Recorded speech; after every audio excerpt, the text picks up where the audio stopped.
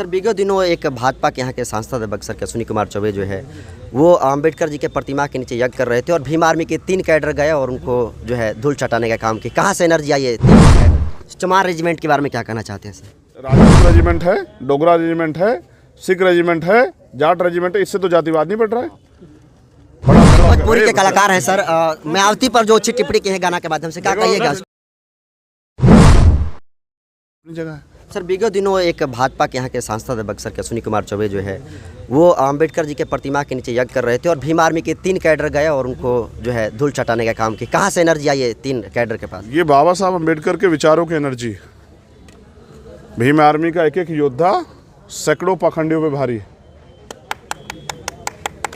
आज पढ़ लिख के हम लोग जागरूक हो गए हैं, तो कोई अगर बाबा साहब अंबेडकर के दिखाए रास्ते के विरुद्ध चलने का काम करेगा या बाबा साहब का जो सिद्धांत है उसके विरुद्ध में बाबा साहब की छवि को प्रदर्शित करने का काम करेगा, तो हम लोग उसका विरोध करेंगे। मैं धन्यवाद देता हूं उन कार्यकर्ताओं को जिन लोगों ने इस यज्ञ जैसे और इस तरह की जो धारणा बना के जो एक षड्यंत्र के रूप में कार्य किया गया उसको रोकने का काम किया। मैं उनको धन्यवाद देता हूँ। बस मैं उन साथियों से ये भी कहता हूँ कि जो लोग बाबा साहब अम्बेडकर के संविधान, उनके विचार, उनके आदर्शों के विरोधी सरकारें हैं, जो जैसे केंद्र की सरकार है, उनको भी सत्ता से उखाड़ने में मेरी मदद कराएं। चमार रेजिमेंट के बारे में क्या कहना चाहते हैं सर?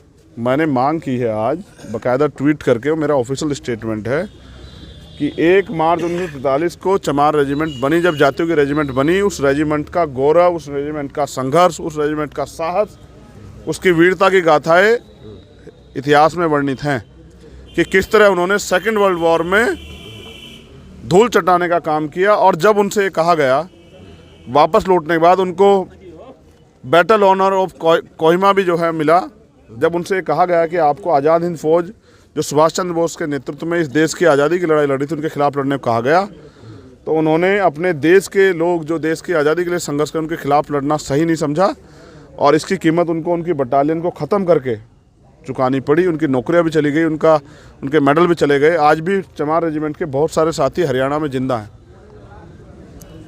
उनके पास वो सारे ऑनर हैं, वो सारे सम्मान हैं, वो सारे मेडल हैं, लेकिन क्योंकि हम लोग देशभक्त जातियां हैं, जो बहुजन समाज की जातियां वो देशभक्त जातियां हैं, इसलिए हमने मांग की कि हम प्रथम और अंत्य भारतीय हैं, तो हमारी रेजिमेंट को बहाल किया जाए, या फिर जो जाति के आधार पर रेजिमेंट बनी है उन सबको ख़त्म कर दिया जाए, या फिर बहुजन समाज के लोगों को भी शौर्य दिखाने का मौका दिया जाए।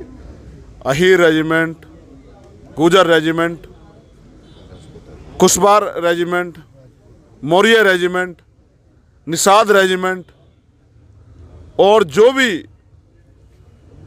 जातियाँ संवैधानिक रूप से चिन्हित हैं, उन जातियों के रेजिमेंट भी बना के उन वर्गों, उन जातियों के बच्चों को भी देश सेवा करने का मौका देना चाहिए। फिर तो सर जाति भेद बढ़ जाएगा ना उसमें, जाति का जब हम अधिकार की बात करते हैं तो अब अच्छा, राजपूत रेजिमेंट है, डोगरा रेजिमेंट है, सिख रेजिमेंट है, जाट रेजिमेंट है, इससे तो जातिवाद नहीं बढ़ रहा है।